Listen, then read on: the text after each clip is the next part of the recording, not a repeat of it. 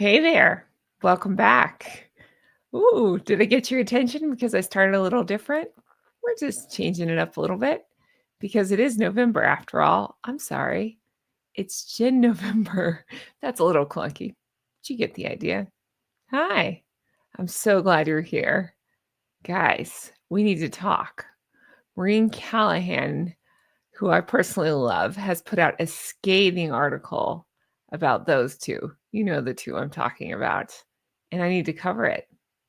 And you're going to love it. If you're new here, I'm Jen. Make sure you're subscribed, hit the thumbs up, leave me comments, and hit that hype button because all of those are sincerely helping me and helping YouTube to recommend my videos. And I thank you for that. Now let's jump in, shall we? Guys, this article is fantastic. If you haven't seen it, please allow me. Here we go. So this is courtesy of Daily Mail. And again, it's Maureen Callahan, who I personally love. I find her very funny and very fun to watch. Harry and his tiresome wife, Meghan, better watch out.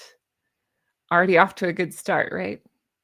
Royal insiders tell me Andrew is just the start and reveal the bigger unraveling coming next. Maureen Callahan. We'll bring that on. That sounds fantastic. It's now a question of when, not if.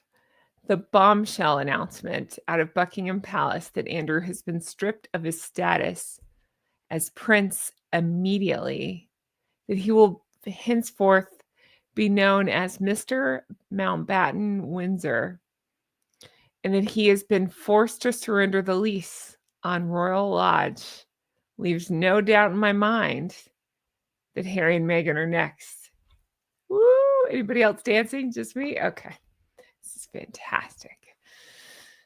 The sun begins to set over Montecito permanently. Okay, let's talk for a second, shall we? I always say I want to be a fly on the wall in Harry and Meghan's house. And it's not that I think they even share a house anymore, because I don't. But I want to be a fly on the wall the next time they're in the same room together, having a conversation or an angry text exchange, however they communicate. I want to be there. Can you imagine what that sounds like? I think they're in their minds, they're projecting this calm on the surface, but underneath they are scrambling. She's pushing this insane as still makes me laugh, as ever launch with these candles and things. Harry is out, allow me, and I apologize for having to do this. Harry's out showing his butt crack to people. I mean, sure. Yep. You know, that's very princely. When's the last time we saw William? Okay, I'll leave that there. But anyway, yeah. So Harry's out doing whatever's happening here, and then Meghan's peddling insanely priced candles. So I'm sure things are tense. And what's interesting to me is when things like this happen, not that we've seen a title stripping happen like this, but I'm saying stressful things in their orbit, which is constantly because they live in chaos. That's when you see Harry and Meghan do the crazier things, such as the near catastrophic car chase. So, do we have more of those in our future? Let me know in the comments, because I suspect we do. All right, continuing on with this. Prince William, as we posted earlier, emerges as the apparent force behind these most welcome reforms. Again, big fan. I think that's fantastic. Great news. Well done, William. And Catherine. You know, I love my Catherine. I feel like she is very much his right-hand woman and there to support. So good for the both of them. And just the idea that the way those two, talking about Harry and Meghan, have gone after Catherine, Princess of Wales, the way their followers have gone after Catherine, Princess of Wales, during her darkest times when she's struggling and she was dealing with the cancer. And I mean, just the vicious, cruel attacks that we all saw, and nothing out of them. You don't mess with a man's wife like that. You don't. You don't mess with a strong woman like that. You don't. So good for them. Just saying. Let's see. So he's emerged as the apparent force behind these most welcome reforms, despite the official statement having come from the king. Now, isn't that interesting? Because what also is resonating in my head is, remember, we heard after the fact that recollections may vary. While came from Her Majesty the late Queen, it was actually Catherine who pushed to leave it in. Sounds like, from if I recall correctly, a lot of people thought that should be removed, but allegedly Catherine was the one that said, no, we need to leave that. Makes me love her even more if that's the case. I don't care if it is the case. I still love her. This is William's monarchy now. In that light, Andrew feels more like a pawn removed by William to clear the way for his real target, Harry. I said the same thing. I almost wonder if this was just, I don't know, a dress rehearsal. And I'm not dare saying that Andrew shouldn't have gone. He should have. Good for them. But I'm saying, let's keep going. You're off to a good start. In that light, Andrew feels more, let's see, so I said that. If the late Queen's favorite son can be coldly ejected and stripped of his birthright. No, we're not doing that. And I'm not dare coming down on Marine. I'm seeing a lot of reporters do this now where they're like, oh, Andrew's been stripped. What's he going to do? Where's he going to go? Sorry, that's not our problem. It's not. You know, the allegations are still alleged. I say that every time. But if they're even vaguely true, sayonara, you're on your own. And I'm sorry, but he just sounds like a big old prick. And he sounds like a pompous ass at the very least of it. But then when you add on that other stuff, it's unforgivable. So not our problem. Same with Harry and Meghan. Not our problem. Good luck to you. Wish they'd give me Frogmore. I'll go live there. That's my solution to the problem. Give me Frogmore. I'll show you what to do with that place. All right. Let's see here. So this is William's monarchy now. In that light, Andrew feels more like a pawn removed by William to clear the way for his real target, Harry. If the late Queen's favorite son can be coldly ejected and stripped of his birthright, if William can have convinced the infamously conflict-averse Charles to renounce his own brother, well, Harry's days as prince and duke are surely numbered. You know what? Good for William. Good for William.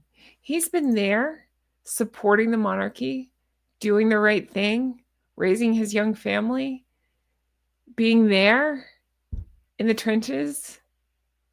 What's Harry been doing? Complaining, writing, these awful books and telling stories, and in my opinion, mostly made up stories, spreading lies and vicious rumors. So if William is pushing for this, it's time we listen to William. Just saying. As for Meghan, like Fergie, she would just be collateral damage, an afterthought, flotsam in a search of a shore. Perhaps QVC's Pennsylvania headquarters, and where she might shill as ever overstock on deep discount. I was going to say I think that fate is too kind for her after everything she's done, but maybe not. Maybe that's the ultimate hell for her, to have had just a taste of it, but then always be chasing it, always pushing that thing uphill. I don't feel sorry for her at all. Not at all. She brought it upon herself.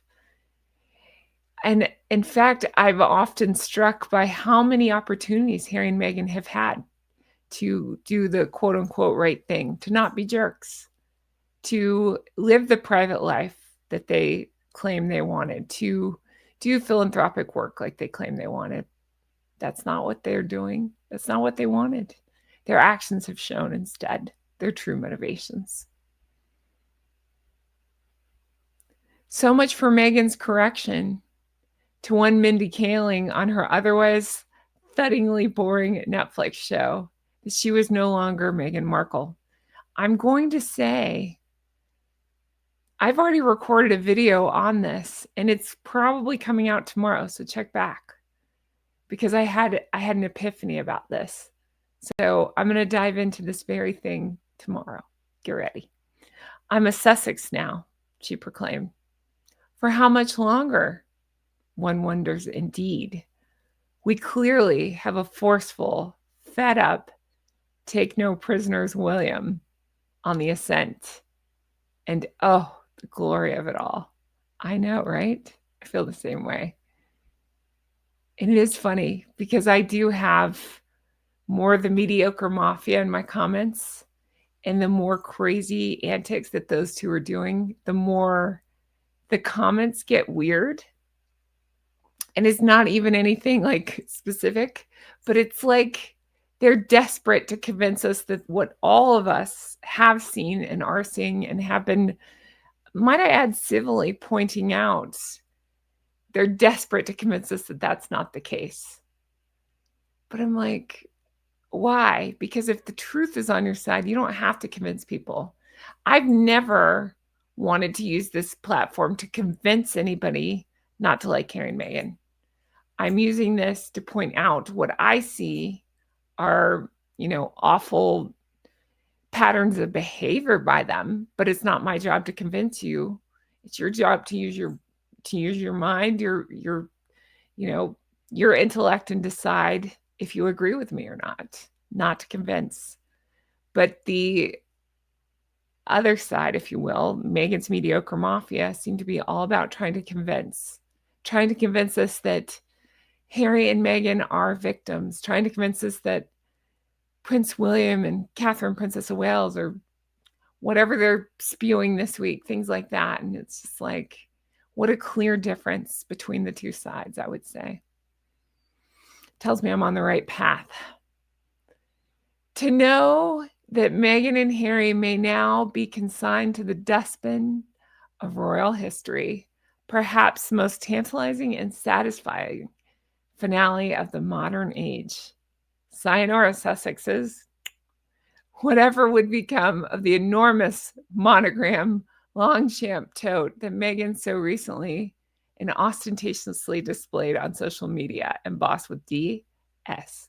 Who could forget? In case you missed my video on that, I actually took my own bag and did a DG. Now I ended up, for my trip I'm about to take, I had to pack that bag. So I thought, I probably ought to pull that off. Otherwise, airport security might look at me a little crazy. But yeah, so that's been removed. But I made myself laugh with that. But how ridiculous. Can you imagine? I'm very aware of the concept of monogramming. And I think it could be nice in small details, thoughtful details, like a bathrobe or a towel maybe. Do you need a giant one on your bag so you can see it from space? Apparently you do if you're Meghan Markle. Whatever would become, oh yeah, I said that. Let's see here. Will it be chucked on her physical and spiritual trash heap, left atop of all Meghan's other discards, including, but not limited to, her infirm father, Thomas, her sister and her brother, Harry's grandfather, grandmother, father, stepmother, brother, sister-in-law, nephews, niece? That's just the tip of the iceberg. Name any friend. Like even Plastic Man seems to have disappeared from their life. Friends that they've each grown up with. Like we've heard about that Inskip guy, friend of Harry's. We've heard about, Meghan's former friends, publicists, all employees. They can't hold on to anybody. But honestly, those are the sane ones, I think, that are leaving them like that, because who would want to be around that? And oh, how could we forget Jessica Maroney and all manner, there you go, of Meghan's friends who seemingly served their purpose. The varied and sundry staffers who have fled the Sussex's employ. The most recent defector Emily Robinson. And let me just say, in my sit down coming up, you're definitely going to want to see that with John Witherspoon. We go all into this. We talk about Emily because there are allegations that she might be suing the Sussexes. We talk about that, and we talk about, how wrong they get their business every single time. So check that out. It should be up in the next couple of days. Meghan's 10th publicist in 5 years, who'd previously worked on Netflix's The Crown. 10th publicist in 5 years. This one lasted 3 months. You can put all the spin out there that you want, Harry and Meghan, that things are just fine, that you're happy, enjoying your date nights and things like that. But nothing screams chaos more than that. Having a revolving door of employees, having this frantic energy that they give off. It's chaos. It's like emanating from their pores. That's not to mention the people. It's hiding. Hold on. The people and entities who seem to have backed away from Harry and Meghan slowly. Netflix, Spotify, Limonada. Remember, those are the podcast makers who have not renewed their deal with the Duchess. Did we even hear anything really about them? We really didn't. It was announced that they had paired up. She did that horrible podcast and then nothing. Oprah. Wherever will Harry and Meghan turn? I don't know. Certainly not to the people of Meghan's native Los Angeles, who reportedly booed the couple. I don't even think you can say reportedly anymore. I have the video of it. I've shown it. As they were shown on the Jumbotron during Dodgers game this week. Nor the critics outraged that Meghan and Harry were seated front row with baseball legend Sandy Koufax relegated to a seat behind them. Again, look for my sit down with John Witherspoon as we go all into this very soon. We really dive into that. He had a lot of thoughts on that. Nor the critics outraged that Meghan and Harry, I did say that. Let's see. Imagine, would a single soul ever question Catherine's seating at Wimbledon? No, they wouldn't. Because Catherine's not there to make a spectacle of herself. She doesn't need to advertise it as date night. She is there to support something she is patron over. The racket sport. I always say it wrong, but it's she's patron over that stuff. She's there because she cares. You can often see her in the stands smiling, watching, or moved to tears, things like that as she's presenting trophies. She's an incredible, incredible woman. She really is. Look no further than the response that Wimbledon gave her when she came back. Like, even thinking about that, I get chills. But she's earned it. She shows up there. She does the right thing. She doesn't act, I don't know, for lack of a better word, trashy. She doesn't make it about herself. She's there with grace and charm and charisma, things that Meghan knows less than nothing about. Yes, people notice the things that Catherine wears and she looks beautiful in them, but it's so much deeper than that. It's so much more about the light she radiates from within. And I just love her so much. So good for her. That's something that I don't think you can teach. It's just something you have within you. And Catherine's got it. And no matter how much Meghan fights, she does not have it. And the more she fights like that, the further out of her grip it gets, which is interesting. How it must burn Meghan, all that rapturous applause that greets the Princess of Wales every year, but most especially as she emerged from her cancer treatments to take her rightful place courtside. That's exactly it. Chills. Catherine, though silent, is doubtless among Prince William's prime motives in dispatching first his uncle and perhaps next his brother. And that's the thing. That's the thing I keep thinking about. Catherine in all her grace and wonder. And I understand that, I'm not trying to just blindly follow or idolize people. I'm just saying from everything I can tell, you never hear bad things about her. She seems to be very charming and pleasant and easy to get along with. You just don't hear stories otherwise. No matter how much Meghan and her followers try to push out narratives like that, it just doesn't seem to be the case. And yet they try for her. They attack her over and over. And as I mentioned, I would think you want to get on William's bad side, try to mess with Catherine or the children. Nothing will make him react faster, right? Good for them. I love it. And by doing that, it shows even more. It's again that phenomenon of look at what a cohesive couple William and Catherine are versus whatever Harry and Meghan are doing. Harry and Meghan have to go out there and advertise their date nights. I would say this is more romantic than any date night I've ever heard of, like William's like, okay, don't mess with my wife. And there you go. It was Harry who reprinted Catherine's private messages with Meghan in spare. It was Harry and Meghan's cheerleader, their glorified biographer, Omid Scobie, who named Catherine and Charles. You know what they named. Sickening. Those betrayals and the subsequent cancer diagnosis of Charles and Catherine have seemed to have a clarifying effect on William. Grief is often accompanied by anger, and anger, it needs an outlet. William appears to have found quite the productive one. I love William. I really do. I'm so proud of him. And so Andrew is the first to be excised.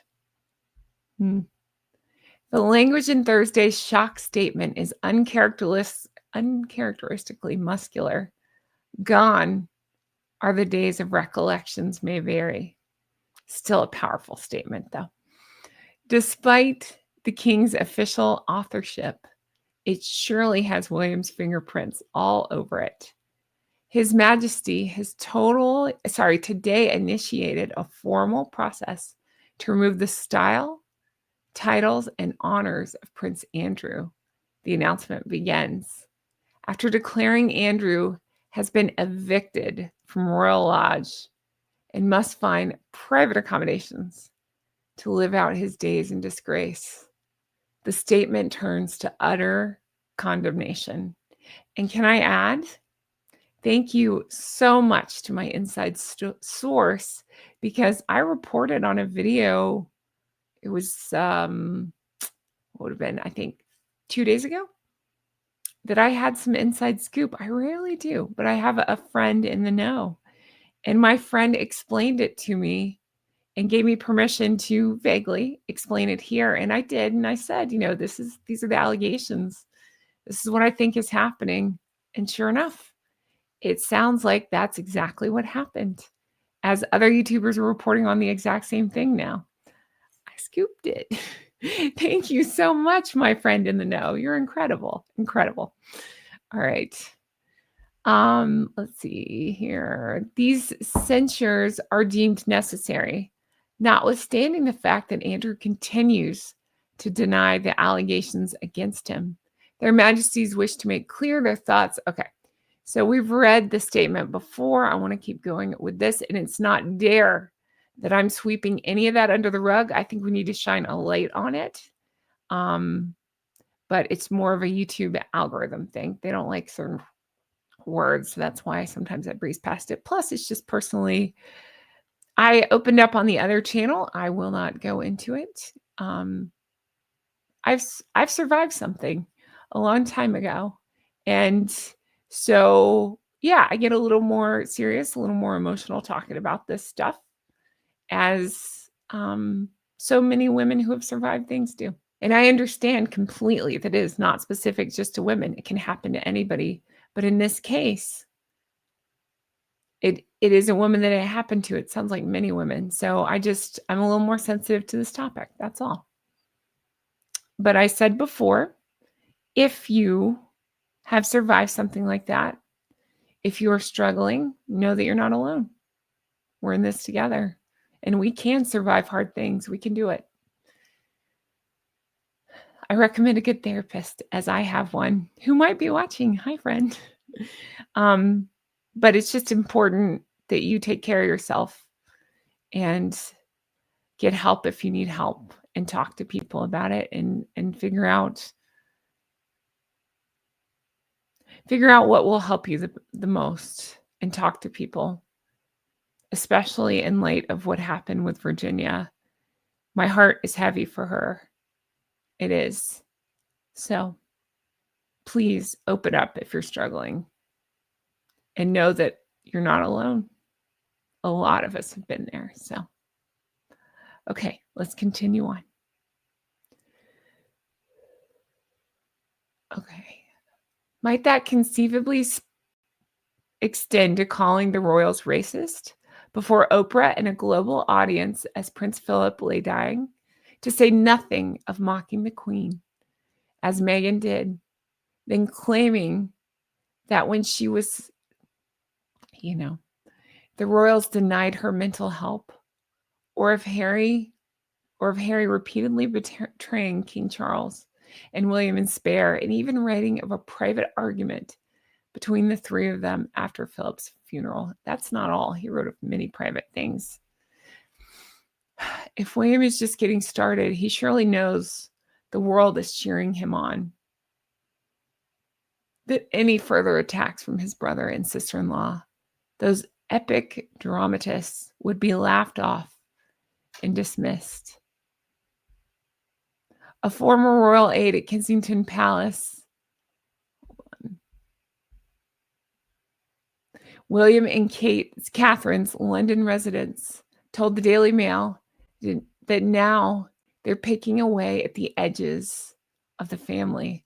That would be Andrew. A bigger unraveling is coming. The bigger unraveling is, to my mind, Harry and Meghan's royal titles, status, and honors. How will they do faux royal tours? You have to let me know in the comments. What do you think would happen if that's the case? There is something to the QVC. I think there's something to like Real Housewives. I think there's something to, they will write books continuing on their victim narrative, because they seem incapable, in my opinion, of learning or growing or changing. So they will just stay stuck in this hell of their own making. The role William has to try to forge something sustainable is now in stark relief. And no, Charles isn't up to that job, the former aide continued. Once Andrew stops being the convenient cover, then where will people look next? Westward, we hope, to Montecito. Isn't Maureen Callahan fantastic? I just love her. I love her writing style. I love her energy. I think she's fantastic. But yeah, that's going to do it for me. So now you have to let me know your thoughts on this one. What do you think? I'm here for it. Let's go. I will be covering it every step of the way. If I can get any more inside scoop, I'll bring that to you.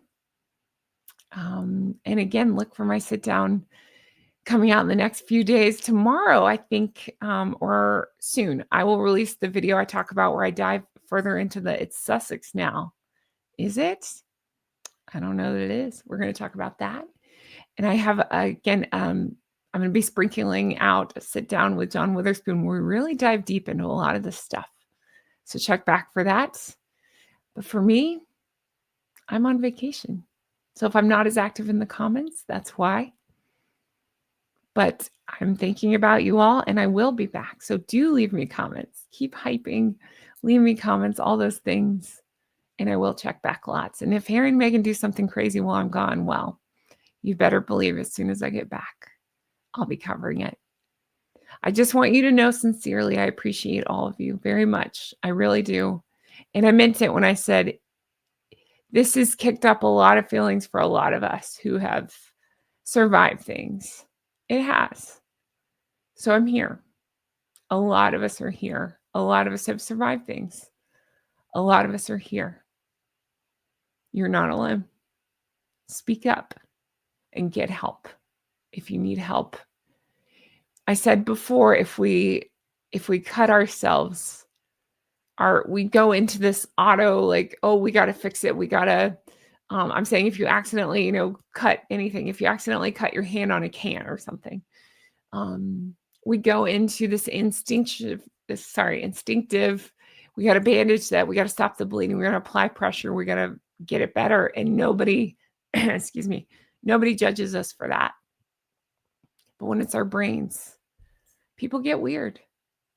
It's like we're afraid to say, hey, we're struggling. We need to attend to this immediately. We need to fix it or help it, whatever. And we get weird about that. There's no shame. There's no shame. It would be so easy for me not to open up about this stuff. In fact, I prefer not to open about this stuff, so I can't really dive into it. But I'm telling you, like, the idea of helping people is all I ever wanted. So if I can help you, if this was meant for you to hear, then hear me. Hear me when I say, get help. Talk to people. You're not alone. So that's going to do it for me. Thank you guys so much. I really, really appreciate you all. And you do mean the world to me. You really do. I can't wait to bring you more stuff like this. Take care of yourselves. Bye-bye.